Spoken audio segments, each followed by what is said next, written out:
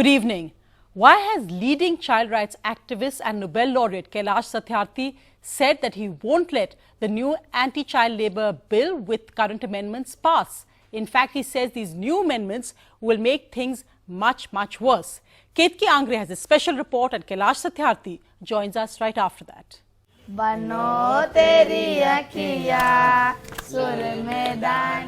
Songs like these were often part of his working environment, but they never hit a celebratory note for him till 3 years ago. He pitched wedding tents for a living as a 10-year-old child, working over 16 hours a day. सुबह 9 बजे से काम करना शुरू करता था तो मैं कभी-कभी एक रात गुजर जाती थी 2 या कभी 12 बजे करना पड़ता था. Like him, many are getting a new shot at life through education after being rescued from child labor.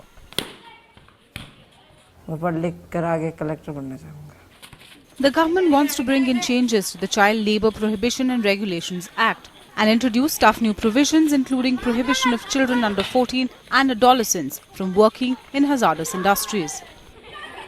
The catch, however, is the new law drastically cuts down on the number of industries that will be considered hazardous, from over 80 to just 3. In effect, making it legal for children to work in industries like zari and bangle making, garment work and toy making. The government says it wants to allow children to work in family-run enterprises. Again, family is not defined, which actually makes the current situation much worse. Work that takes place here is usually in family-run enterprises where children are brought from different parts of the country and they come here to work saying they've been brought here by a relative who may or may not have any blood relation. That's how this 11-year-old came to Delhi from Bihar a few months ago. But instead of being enrolled in school as he was promised, he was sent to work in an industry where he spent over 12 hours a day working with metal tools.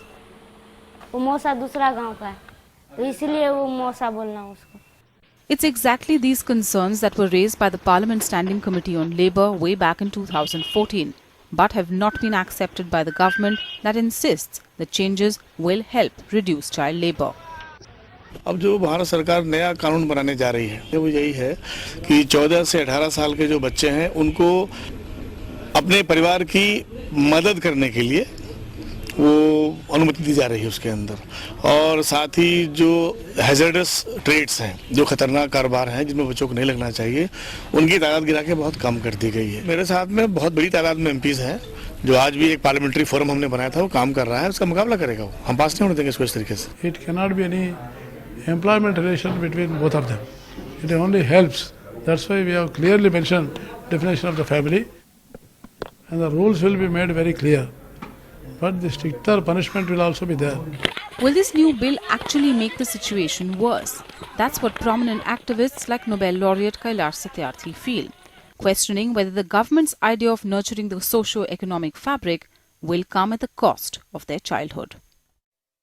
In New Delhi, with camera persons Regimon and Kanan Patra, Ketki Angre for NDTV. And joining me on this very special show is Kailash Satyarthi, Nobel laureate, who's come to talk on an issue very close to his heart. And Mr. Satyarthi, the last time you came to the studio, I think it was about over a year ago, you appealed to all MPs and you said, pass the new law which is against child labour. But today you want to say something very different. Well, I appealed MPs from all parties again and again and again, and this time also. Every single minute matters in the lives of these children who are enslaved, who are trafficked, who are held in hazardous situations to work day in and day out. So please listen to them, please look at them, you cannot ignore them. But again, I think we are failing our children.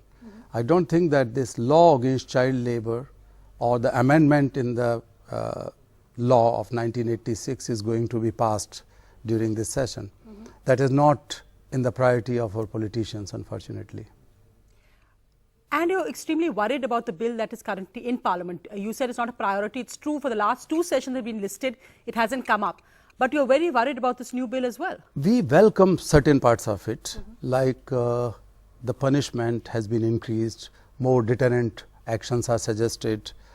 In principle, the age limit of employment has also been enhanced. Earlier, the law was talking about the children only below the age of 14, and now the law is talking about 18 years of age. These things are good. But having said that, there are very, very serious grey areas, mainly two.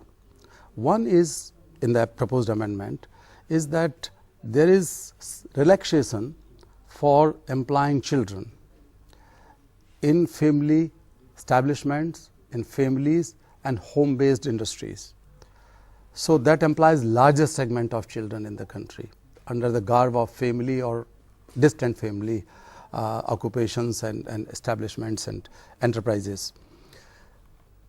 Secondly, earlier the list of hazardous occupations was containing 83 occupations and processes, 18 occupations and 65 processes, and that list was arrived at after long gradual process, and that was the scientific process. Now suddenly the amendment is suggesting to reduce it to 3, only mining, inflammable substances and the industries which come under the Factory Act. So if I could just so when you say then zari making or bangle making or bindi making, where in fact many rescues which your organization has carried out over the years, you're saying that would now be legal if this new law went through? Absolutely. Unfortunately, we have brought out a report which we have presented to the Minister of Labour recently, and the report is quite revealing. We have rescued, Bachpan Bachao Andolan has rescued more than 3,000 child labourers below the age of 14 between 2010 and 2014. And 21% of these child labourers were working in so-called family enterprises. 83% children were working in those informal sectors, what they call the home-based industries or home-based occupations. So 21% children could never be freed from those situations up to that age, and most of these children were trafficked and enslaved. We have also freed more than 2,000 children between the age group of 15 and 18. And 83% of these children were working in those industries which are now delisted. Which would be legal. That would be legal. So these children would be allowed to work in bindi, in polishing, in zari making, in carpet industry, in most of the work which these children are doing, they would be allowed to work legally. And when we use the word working, it actually gives a very wrong impression, because somehow it makes it seem like it's regular hours, they're getting a salary, they're getting fed. Actually, it's not working at all, it's slavery. It is modern day slavery, I would say, because most of these children are victims of trafficking and bonded labor system. And primarily the children are preferred to the adults because they are the cheapest source of labor. They could be forced to work long hours a day, sometimes 18 hours a day. I have freed many children who are working the whole night to fulfill their production requirements. So children could be forced to live in the same place where they are working. They are given some rough quality of food to eat, and so it's virtual slavery. They are not working freely. It is not a fun for them. It is some sort of force on them to work in those conditions. Why do you think the government is going ahead with this, or the Ministry of Labour? Because you said you met the Labour Minister. We know the Standing Committee also actually has pointed out exactly these issues and said that there's great worry about how this is going to actually be implemented on the ground, and raise these points. Why is the government going ahead with this? I think the present government is also following the old mindset and the old argument that they are poor people, they are poor families, and if their children would not be helping them, they would not survive.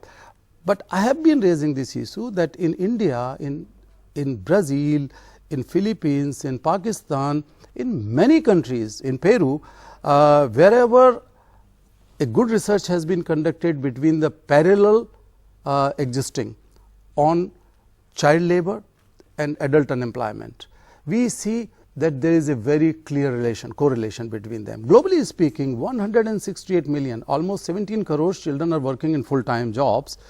On the other hand, 20 crore adults are jobless. That makes a vicious circle. And my argument has always been there that in India or in many countries, fast growing economies, of course India is the fastest growing economy in BRICS especially. So we have to follow that argument that if we are allowing children to work or to labor or to be exploited like that economically, then the adults will remain jobless, and most of the jobless adults are none but the very parents of these children. Some years ago, a study has been conducted by Gandhian Institute of Studies in Varanasi, and it has revealed that most of these child laborers belong to those families where the parents could not find jobs for more than 100 days a year, or not given jobs because the children are preferred. So that makes a very clear vicious circle, and we have to break it. Because in fact, in India, when we see that adult jobs, you said adult unemployment is actually rising. So people don't realize that if you give a child a job, you're actually taking away from an adult getting a job, and the government's priority really has been on creating more jobs. So skill development, giving more jobs to adults can't coexist with children working. Come on, Sonia ji, if you talk of the skill development, what kind of skills we have to develop? Are we going to develop the skills where the children are selling teas on the tea shops? Are we going to develop those skills where the children are doing jhadu pocha, cleaning houses in their masters' places? What kind of skills we have to develop? We have to develop the skills that can compete with the rest of the world. And there are ample of studies which clearly establish that you cannot create the skilled workforce until unless they are given education, and that education should continue up to secondary schools.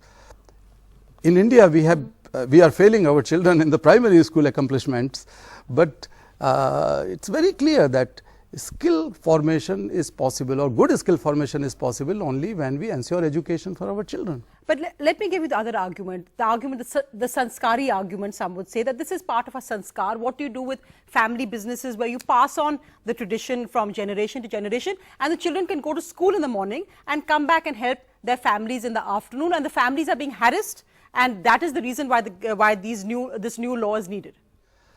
I have been writing to the government and top people in the government with this sanskar argument. You wrote to the Prime Minister, apparently. I wrote to the Prime Minister also with giving an example of Sudama and Krishna. Both of them had to complete their education in Rishi Sandeepani, Muni Sandeepani's place. Both of them have to work. Work means doing the homework and study hard, because education was compulsory. I have also put the argument of old sanskars of Vedas, which suggest that every person should be given compulsory education, what we call the brahmachari ashram, so that everyone should get quality education up to the age of 25. So that, because the age was divided into 4 pieces up to 100, but now we don't live 100 years. So if we live say 80 years or 70 years, if you divide in 4, at least we have to give compulsory free quality learning and education for all our children up to the age of 20 or 18.